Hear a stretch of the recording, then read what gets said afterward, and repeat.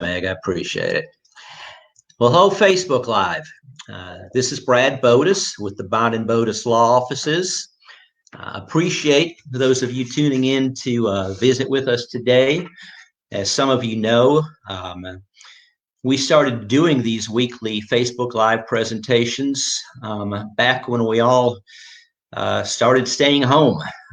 It's been a couple of months now, and our objective here is just to provide information to our friends that want to log in and get a little bit of information about how to deal with all that's going on right now. The Bond and Bodis Law Offices provide financial assistance, financial advice, bankruptcy advice if necessary, to folks who live in Alabama, across the state of Alabama, throughout Mississippi, and we're also in the Knoxville area in Tennessee. We've been doing this work for over 30 years, and I want you to know that during this COVID crisis, we are offering absolutely free initial consultations with an experienced attorney, and the consultations can be done from the safety and comfort of your own home or office. We're doing them by phone or video, whatever you're comfortable with right now. We're encouraging you to be proactive and reach out and don't let anxiety overcome you during this time. You got to reach out and be proactive and deal with things. You can see our phone number and our website address at the bottom of the screen. You can reach out to us by phone or by going to our website. Again, we'll be glad to help you in any way we can. So for today's episode, we're fortunate to have my good friend, Meg McGlamory. Meg is the executive director of the Crisis Center in Birmingham. So Meg is an expert when it comes to dealing with crisis, dealing with anxiety, dealing with just feeling overwhelmed, as many of us are right now. And I thought it would be a good idea today to have Meg join me and talk about the problems that people are experiencing and how to deal with them, and also how to recognize them in others. So Meg, welcome today. Thanks for joining us. Thank you so much for having me, Brad, and for being willing to talk about these critical issues. Well, Meg, it's we see, and we always have seen, people that come to see us about financial issues. Money problems cause stress, they cause anxiety, and we've always seen that with people that come into our offices. But boy, it's higher now than I've ever seen it, and I've been doing this for over 30 years. Wow. It's just, there's so much going on in the world right now. We already had COVID, and we're already staying home, and of course, over the last week, so much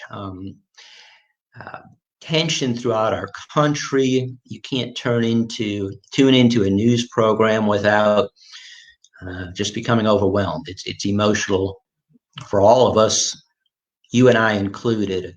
Yeah. For our viewers, I want you to know that we're going to break down today's presentation into segments. First, we're just going to talk about the fact that between coronavirus and the unrest in our country right now, anxiety levels are at all-time highs. Then I'm going to let Meg tell us about the Crisis Center and what the Crisis Center offers for people that are hurting right now. And this is important not just for those of you that are watching, but you probably have friends or loved ones that are just overwhelmed and need some help. So I want you to encourage people to reach out for help, and know that this presentation today will be available in a recorded format on our Facebook page, and you can come back or suggest to a friend that they come back later and view the presentation.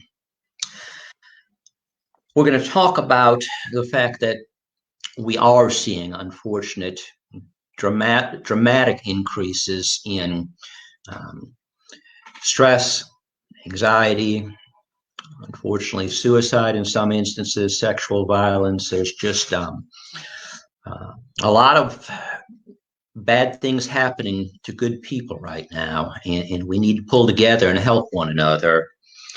I found it interesting. In fact, we devoted a week to the fact that what's going on has different impacts on different sectors of our populace. And we'll talk a little bit about that. And then finally, we're going to allow you that have questions for our expert, Meg McGlamory, to post your questions here, and we'll give Meg a chance to respond to them.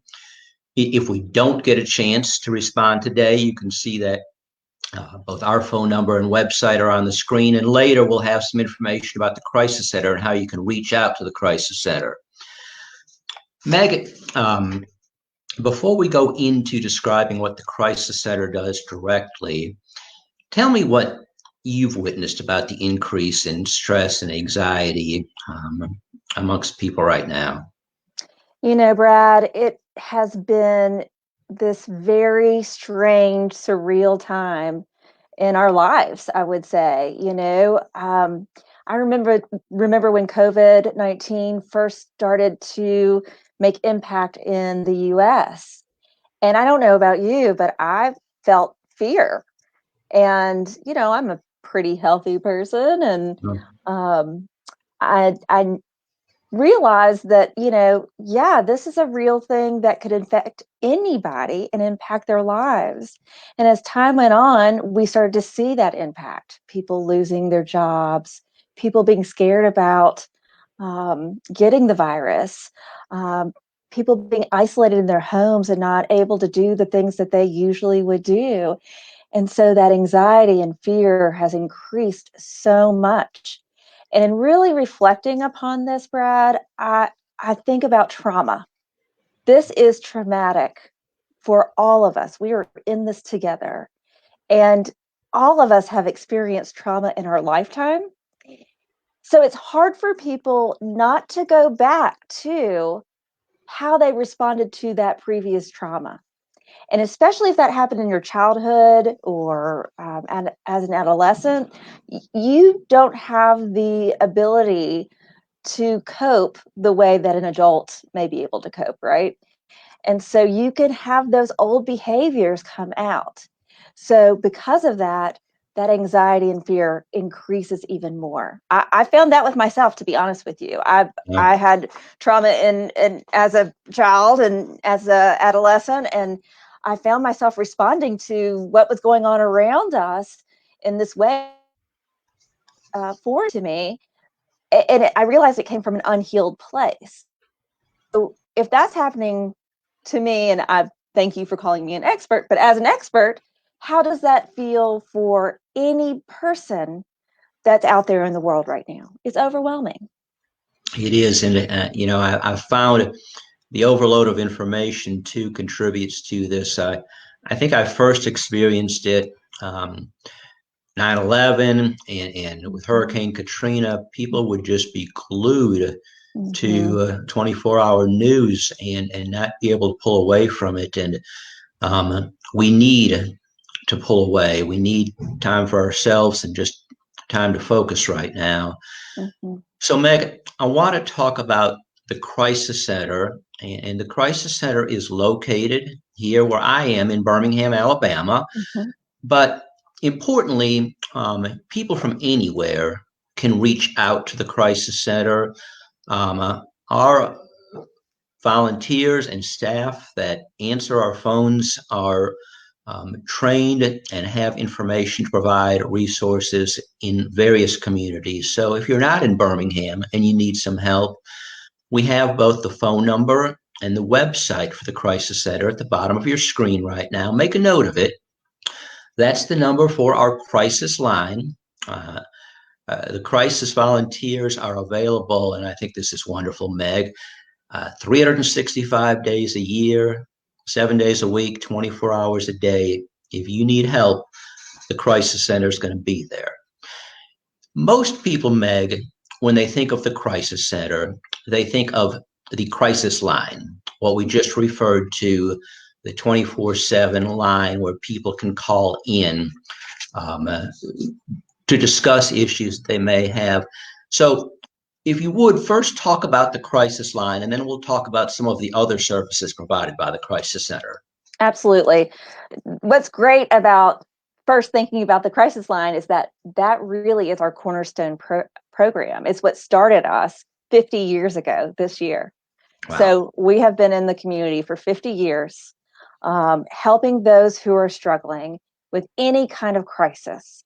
And I appreciate the fact that you brought up, even if you're not here in Birmingham, you can call us and we can connect you to the crisis center closest to you so you can have the resources that are available to you close to you.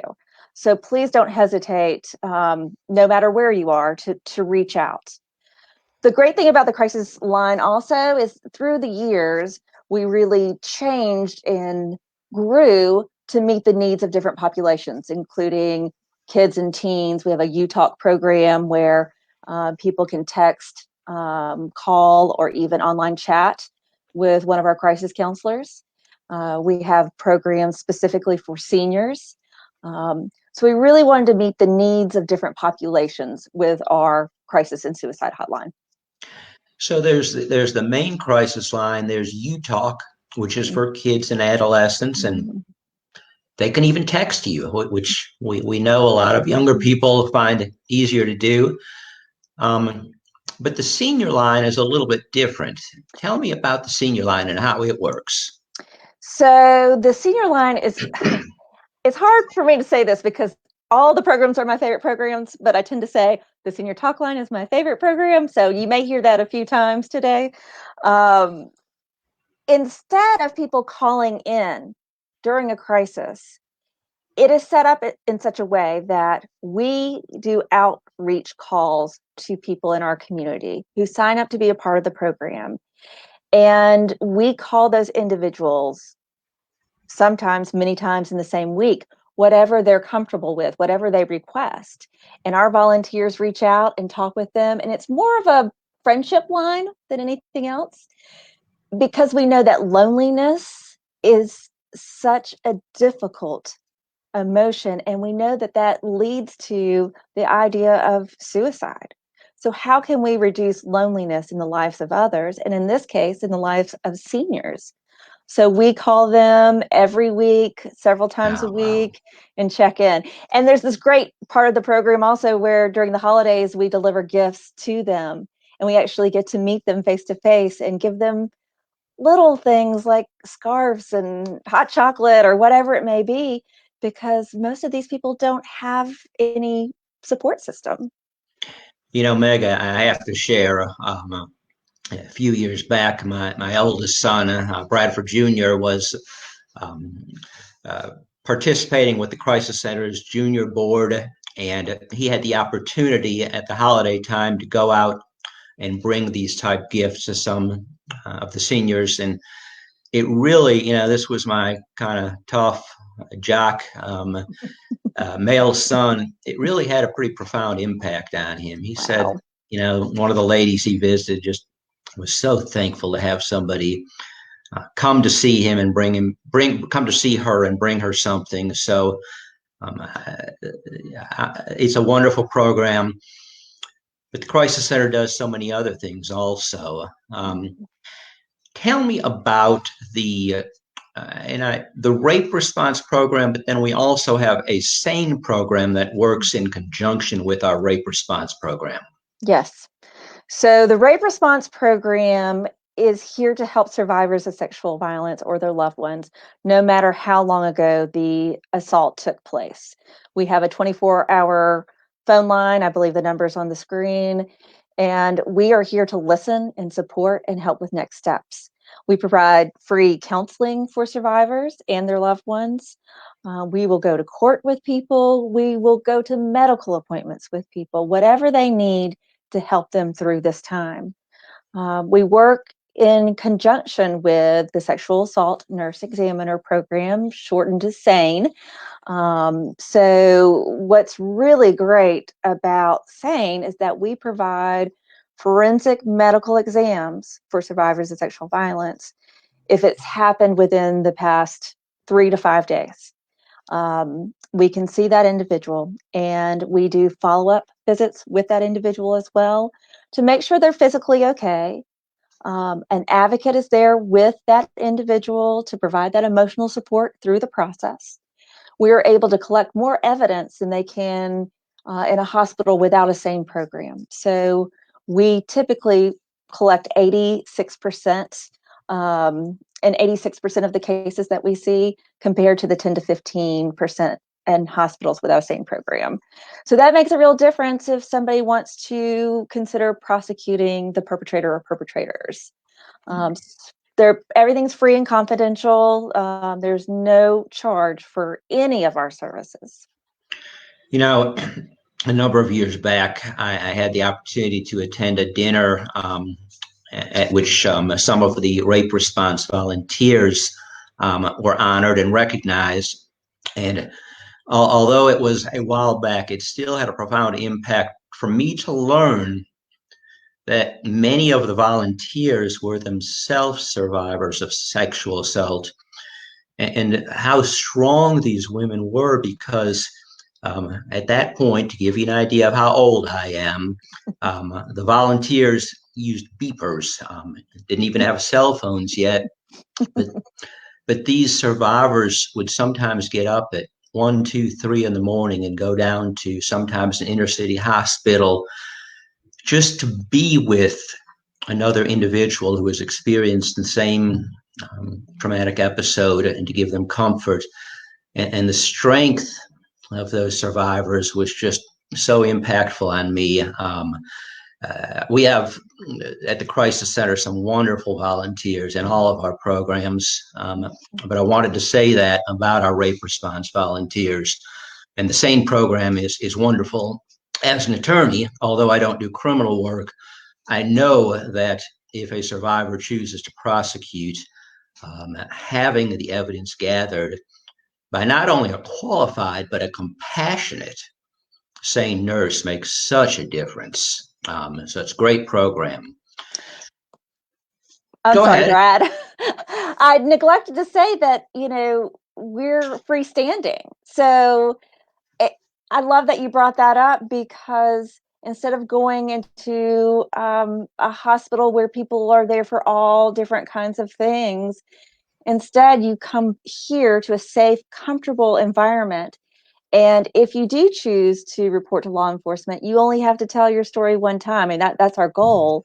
So you don't have to repeat things over and over again.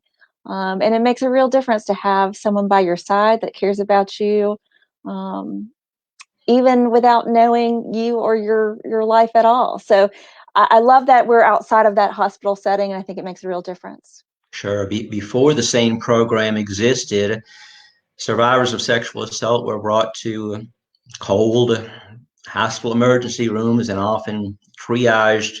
Because they may not have significant physical injuries, they were triaged and would sit in that waiting room wrapped in blankets, wearing the same clothes they'd been wearing, and stared at. And boy, the SANE program has made such a big difference. And again, another worthwhile program.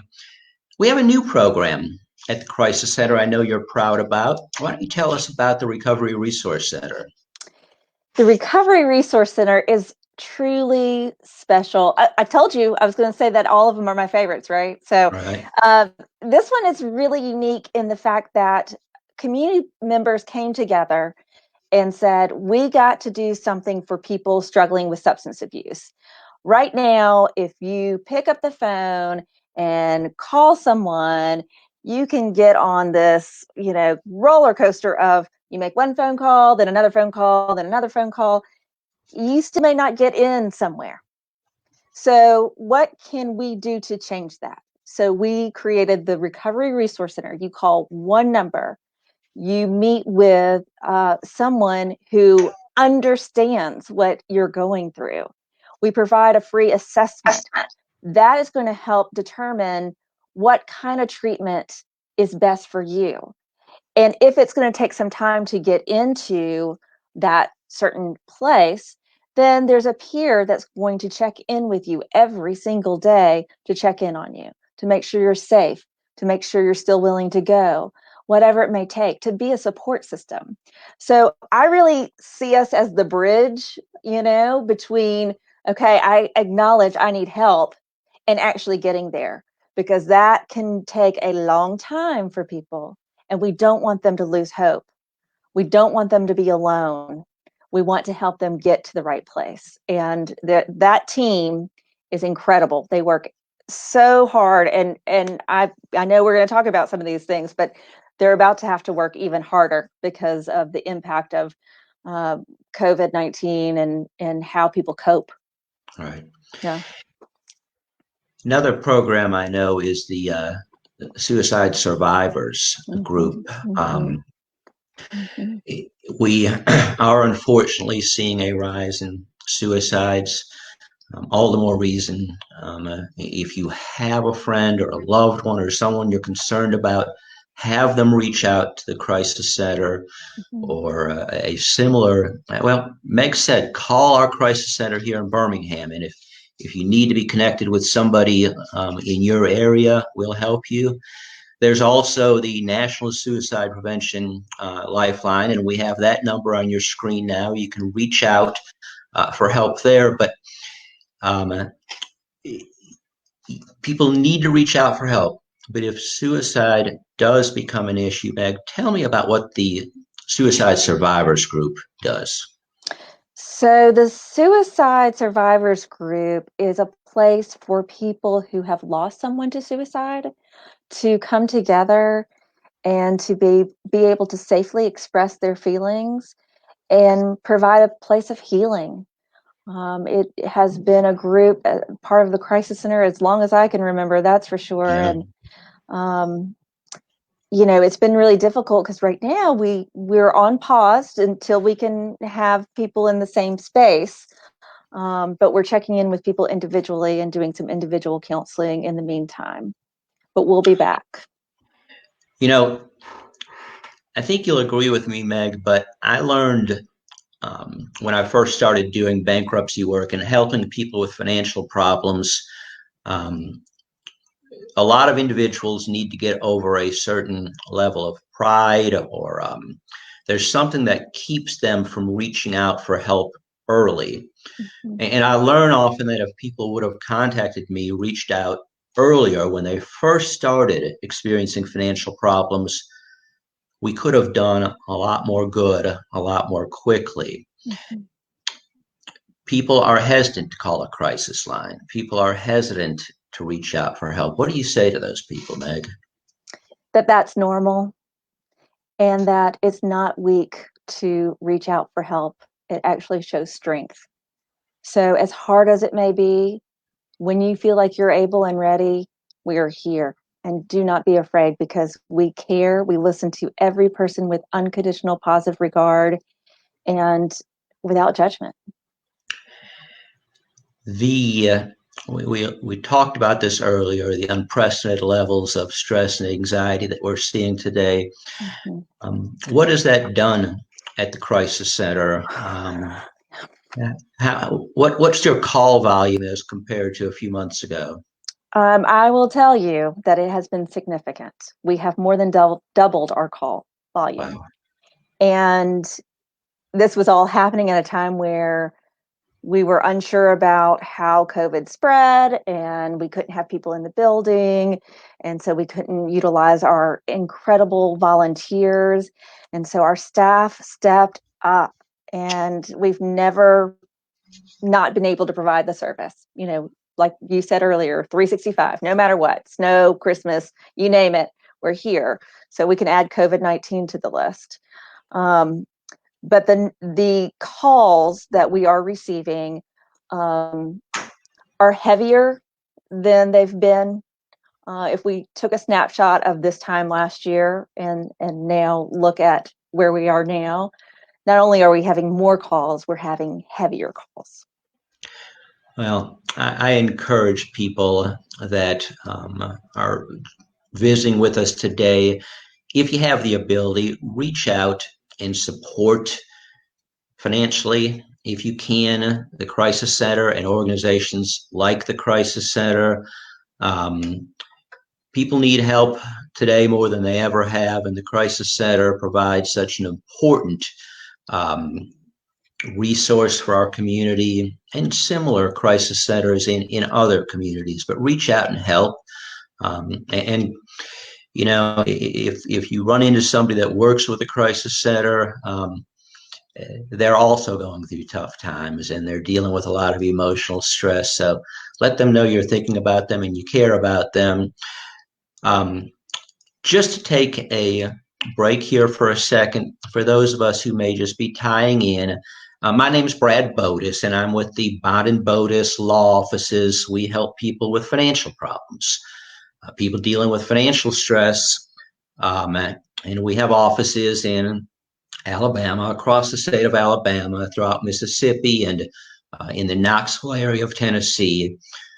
During the COVID pandemic, we are offering absolutely free initial consultations with an experienced bankruptcy attorney.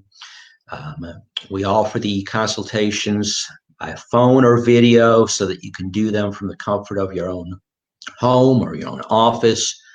I encourage you, just as with any crisis, don't wait until things get too bad. Reach out early. We're glad to talk to you. We're not going to push you to take any certain action. In fact, it's our job as bankruptcy attorneys to keep you out of bankruptcy if we can. We want to help you with your financial problems. Don't deal with the stress and anxiety that financial issues bring on your own. And don't just rely on something you may read or hear from a friend. Reach out to an expert. The consultations are free. You can call our phone number that's available on the screen and we'll schedule a convenient consultation for you, or go to our website for more information and you can request a consultation there. This is our 8th Facebook Live presentation. We've been doing these weekly and we'll continue to on Wednesdays at 1:00 p.m. Central Standard Time. Last week, we talked about divorce and bankruptcy and how they intersect, and how, unfortunately, not only will we see an increase in people with financial problems, but people with marital problems. This week, we're fortunate to have my friend Meg McGlamry, who is the executive director of the Crisis Center in Birmingham, Alabama. We've talked about the different programs that the Crisis Center offers and how important it is to reach out for help early, rather than waiting until things just become too overwhelming, that you shouldn't be embarrassed to reach out for help. Qualified people are available to give you guidance, to give you direction, to help you find resources that you can use to help yourself. And I think it's true for both the crisis, well, I know it's true for both the Crisis Center and for the services we offer at Bond and Bodis. If you know a friend or a loved one that is hurting, that needs help, encourage them to reach out. They can contact, if there are financial issues, they can contact our law offices. If there are more emotional issues, substance abuse problems, sexual assault, reach out to the Crisis Center. Even if you're not within the Birmingham, Alabama area, the volunteers at the Crisis Center and staff members at the Crisis Center will help you find help in your community if you're not in Birmingham. If you're in Birmingham, certainly reach out. So, Meg, the next thing I want to talk about is what I think to be a disproportionate impact on certain sectors of our community. I know that we talked about the senior helpline and how certainly with what I do with helping people with money problems, seniors that are on fixed incomes that unfortunately often don't have family help, they need assistance. Tell me about the impact that you're seeing at the Crisis Center, and if any certain groups seem to be more in need now than others. It's interesting because we're seeing an increased need across the board. I would say there are specific needs in certain populations. So for our kids, um, abuse in the home is really high right now because the parent or parents, guardian may be stressed, and anger is a normal reaction to stress. Um, so if you look at stats right now, the number of cases in hospitals are lower. The number of cases reported are lower because usually it's a teacher that reports that. We're not in school right Oh now. boy. So those protectors, those caregivers are not really there.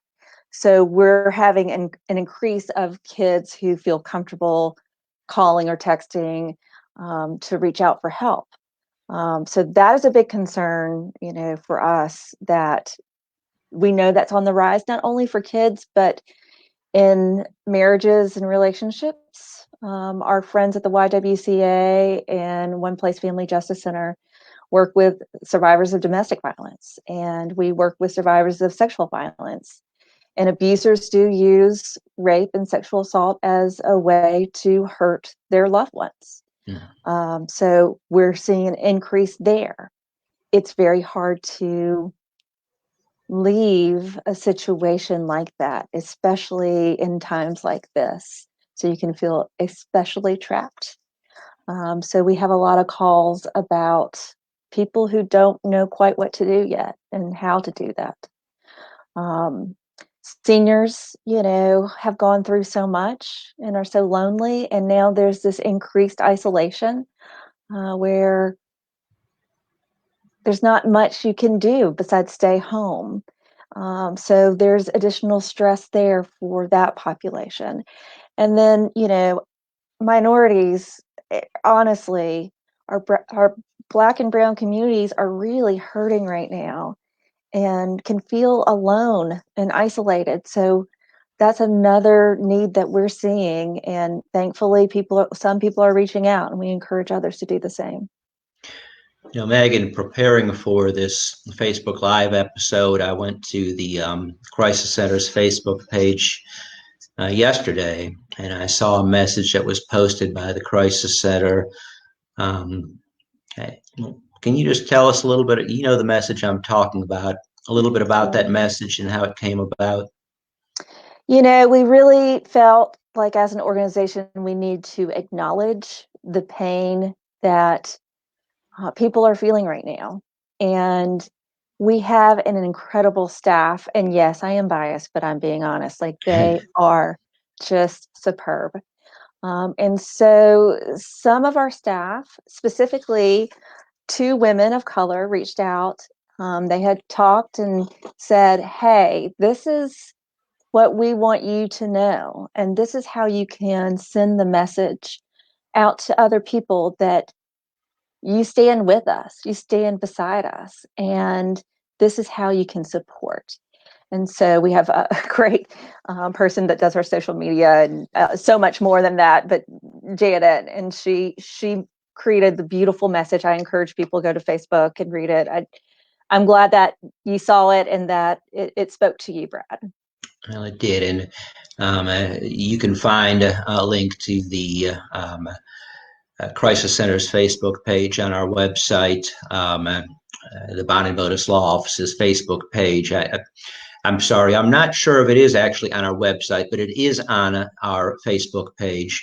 And I encourage you to go, and it's just a very warm message to our Black and Brown friends, and let them know that we are concerned about them, and specifically that the Crisis Center is available to help deal with emotions that are out there right now. So, Meg, I promised at the beginning that we would provide a time to answer some questions from our viewers, and I can see that some are starting to come through, both on Facebook and on Twitter, and I've had a few come through. So let me pose some of these questions to you. This is an important one. If I reach out to the Crisis Center, can I remain anonymous? I get this question a lot. It's a great one. You can. We are able to see phone numbers. So if you don't want us to have your phone number, you can block your number. We do not try to figure out who you are based on anything unless you plan to hurt yourself or someone else. And we hope that we can build that rapport with that individual enough to get the information we need to get the right kind of help to that person if they're open to it. If it's high risk, then we're going to do everything in our power to get someone there to help. So yes, you can be anonymous. But know that that information is not shared or communicated in any way unless there's harm to yourself or someone else. Next question. Do you offer wellness checks? Will you actually go to somebody's home and check on them? No. Yeah. I mean, not to sound so definite there. Right. We believe in wellness checks. We have a great relationship with law enforcement, and they can provide wellness checks. We want everybody to be safe in those situations. So what we do offer are phone calls if the person is open to that. We have their express permission to call them back, and we get their phone number from them, not from someone else, but from them, so we can check in with them. And what's wonderful about that is we then can see if the resources that were provided have been helpful or not helpful, and we can continue that journey of healing really together. Meg, you mentioned when I saw the word wellness checks, I really kind of thought to myself about the services provided through our senior line that you discussed earlier. So if somebody feels like they could benefit personally or have somebody they love and care about that could benefit via the senior line, how do they arrange to get involved with the senior talk line? So they can call our senior talk line phone number, Which is on our screen right now, by the great. way. That's perfect. Anna Sullivan is the coordinator of that program, and she would be happy to talk with you about that and get you signed up or get a loved one signed up if they're open to it. And the only thing that is difficult about this is if it's outside of our service area, then we have some restrictions. So we've had people contact us from out of state wanting to be a part of the program, which Right. is lovely. It just shows that the need is there, and we hope that other organizations will take on a project like this. Yes. And there may not be a senior line where the individual lives, but if there is, or there are other resources available, your volunteers will help them to connect with somebody in their community outside of Birmingham. Exactly. All right. So next question. If I'm a victim of domestic abuse, will you report my spouse if I call? So no, we will not, unless he or she is going to hurt, kill you, or kill themselves. That's the only time that we are mandatory reporters. If there is abuse to a child or a senior citizen, those are the other mandates that we have. So we want to be a safe place for people to talk. We would make sure that they got connected with the experts at the YWCA and talk about a safety plan. That would be the next step. Great. If I am experiencing domestic abuse, is there somewhere safe I can go? Yes, absolutely. Yes. Okay. We have great partners and friends all across the state and beyond who work with survivors of domestic violence that have shelters and are incredible folks. Yes. Right. Tell me about the people answering the phones. This viewer said, "Are the people answering the phone doctors?" It's my understanding they're not doctors, but they're well-trained individuals. So tell me about who will be answering the phones. So people who apply to be volunteers go through a pretty intense screening process. We're looking for people who are open-minded and non-judgmental and are here to really listen and help folks. We do an intensive 40-hour training with every 40 individual. hours? Mm, Wow. That's 40 that's a hours. big commitment as a volunteer. It is. It takes a good 4 weeks typically to train somebody. And then once we finish the training, they shadow call. So they'll listen to someone who is an expert, one of our staff members, answering the line. And then in turn, we listen to their calls, their first calls, to make sure they feel comfortable and that they're knowledgeable about the next steps. So we train our crisis counselors, and it's not for everyone. It's tough because you never know what's going to be on the other end of the line. However, these are people who truly care. They're not here to give advice. They're here to support and help and find resources for next steps. When you say find resources, can you expand upon that a little bit? What type help do the crisis line volunteers provide? So depending on the issue at hand, because we hear everything, crisis is it's so personal. So it could be something like a death of a pet or a loved one. It could be a domestic violence situation. It could be financial issues. So we have this incredible database of individuals we know, agencies we know, and the work that they do, so we can connect them. It's almost like when I was talking about the Recovery Resource Center being that bridge. Instead of you being the one to call 500 places, we can give you the place to go or 3 options for you, so you can get the right kind of help.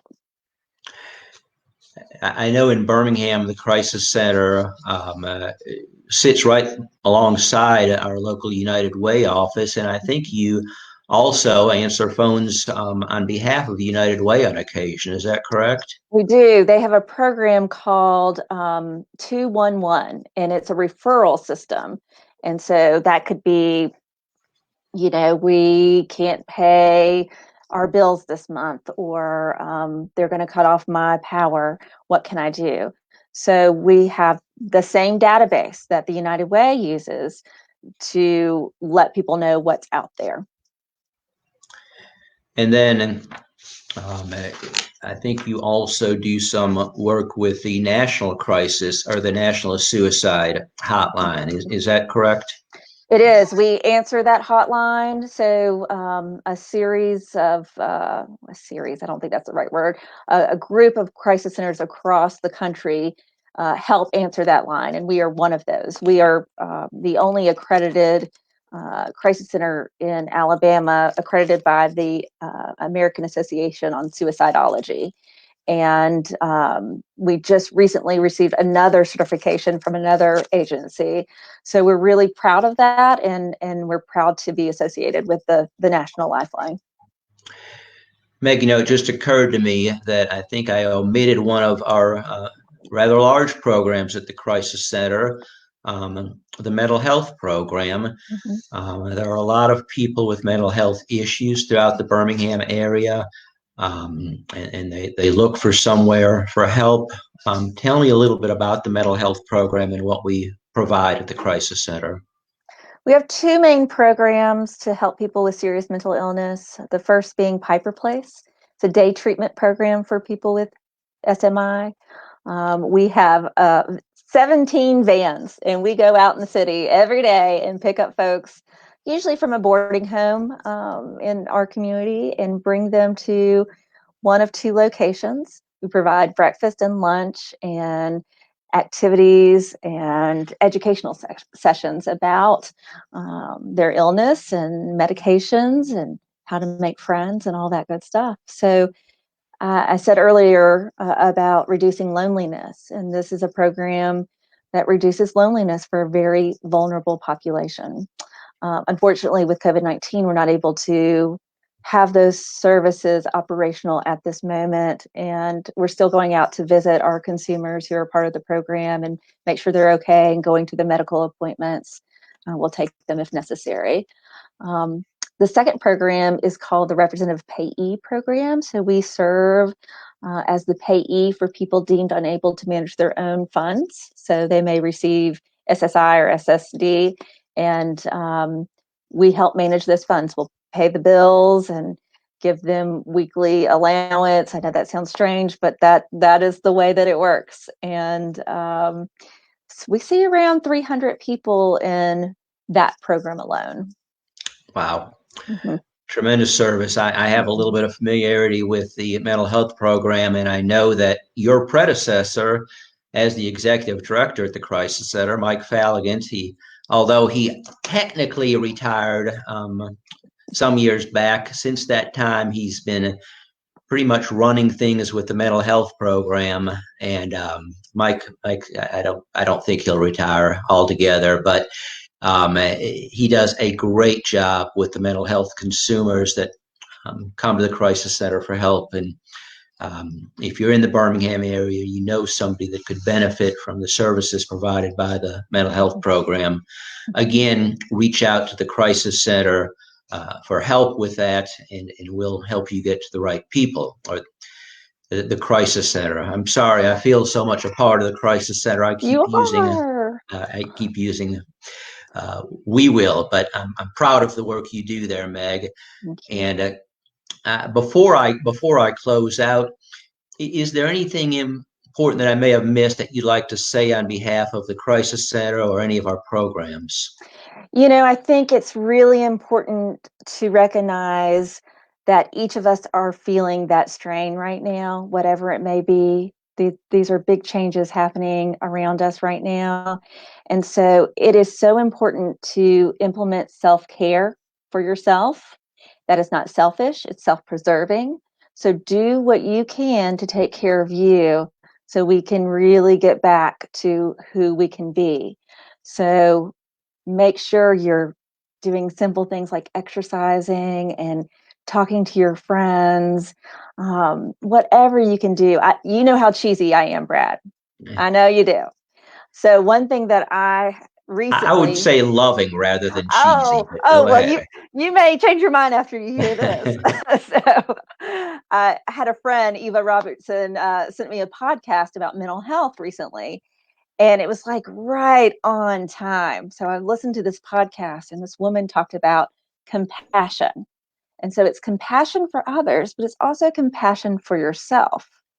And she said, just write down the things that make you happy, because in these dark times, it can be difficult to remember or feel the comfort.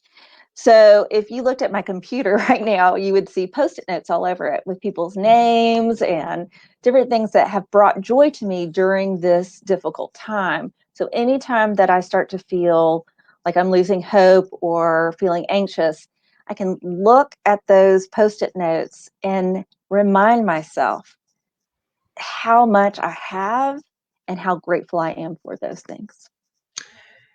Meg, it's a wonderful message, and we all do need to look out for ourselves and for our loved ones, and know that they're getting help. And the last thing I want to be is sexist, but I'm going to go ahead and say we males sometimes are the worst.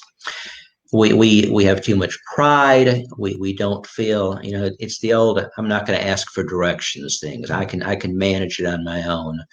I'll say to men out there, if you want to be the best father, the best husband, the best business owner or employee or friend, you've got to take care of yourself. If you're having emotional issues with anxiety, thoughts about perhaps doing harm to yourselves, reach out to the Crisis Center. Wonderful people like Meg are available to talk to you, not be judgmental, but to help you get through the issues.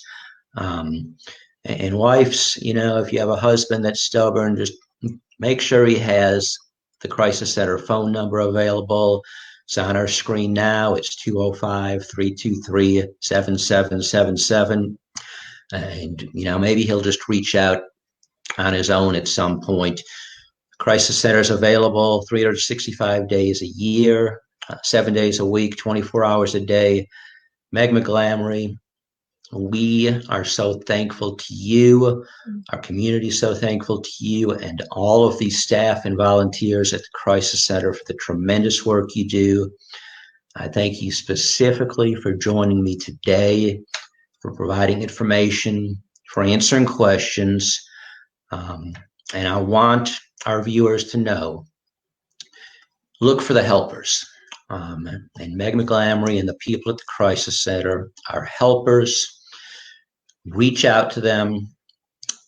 If you have financial issues that are causing anxiety, I want you to know that the attorneys and other team members at the Bond and Bodas law offices are here to help you. These are tough times. We offer completely free initial consultations that you can do from home or from your office. Reach out and talk to somebody you can trust about your money problems. Take control of your finances. Take control of your mental health, your own well-being. There are people out there that can help you. We are here every Wednesday at 1:00 p.m. with these Facebook Live presentations. And this particular show today and all of our episodes are available, if you know of somebody that may benefit from this, available on our Facebook page. Until next week, on behalf of my good friend Meg McGlamry, the Crisis Center, and all of us at Bond and Bodas, thank you, and pray that you'll have a good rest of the week. Stay safe, friends. Bye-bye, Meg. Bye.